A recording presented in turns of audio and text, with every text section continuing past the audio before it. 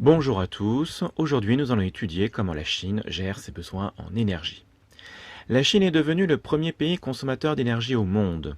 D'une part parce que le pays est l'usine du monde, vous avez sûrement des produits made in China chez vous, et d'autre part parce qu'une part croissante de la population des villes s'enrichit et accède à la société de consommation en achetant des réfrigérateurs, des télévisions, des climatiseurs, des voitures, etc.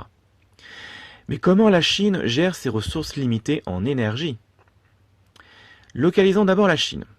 Elle se situe en Asie de l'Est. La Chine connaît une forte augmentation de sa consommation d'énergie depuis l'an 2000. C'est ce que l'on voit sur la courbe orange. Mais la production est inférieure à la consommation d'énergie. La courbe bleue est inférieure à la courbe orange. La Chine n'a donc pas d'autre choix que d'importer des ressources énergétiques de l'étranger. Par exemple, grâce à des conduites d'hydrocarbures. L'hydrocarbure, c'est le pétrole, le gaz. Une conduite d'hydrocarbures est un gros tuyau qui permet de transporter du pétrole ou du gaz. Par exemple, il y a l'oléoduc qui amène du pétrole depuis le Kazakhstan, depuis 2005. Ou encore, il y a le gazoduc Power of Siberia qui amène du gaz depuis la Russie depuis le 2019.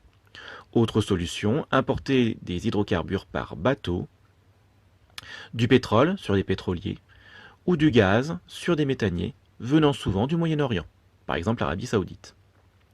Mais cette consommation énergétique pose beaucoup de problèmes de développement durable, comme on le voit sur ces images. Tout d'abord, la consommation de charbon provoque une pollution de l'air qui tue 1 million de personnes par an. Pour se protéger de cette pollution, les habitants portent des masques. Ensuite, la Chine consomme surtout des énergies non renouvelables, par exemple le charbon, le pétrole, le gaz naturel. La durée d'exploitation restante de ces différentes énergies non renouvelables est limitée, entre 50 et 100 ans. Aussi, la Chine a dû faire des choix pour assurer un approvisionnement plus durable en énergie. Elle commence ce qu'on appelle sa transition énergétique, c'est-à-dire qu'elle produit de plus en plus d'énergies renouvelables qui sont illimitées et moins polluantes. Ça peut être par exemple l'hydroélectricité.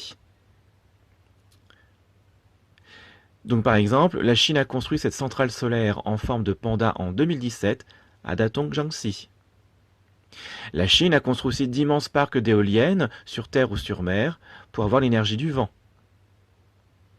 Puis ensuite, la Chine construit aussi d'immenses barrages pour faire de l'hydroélectricité, comme le barrage des Trois Gorges, le plus grand barrage du monde.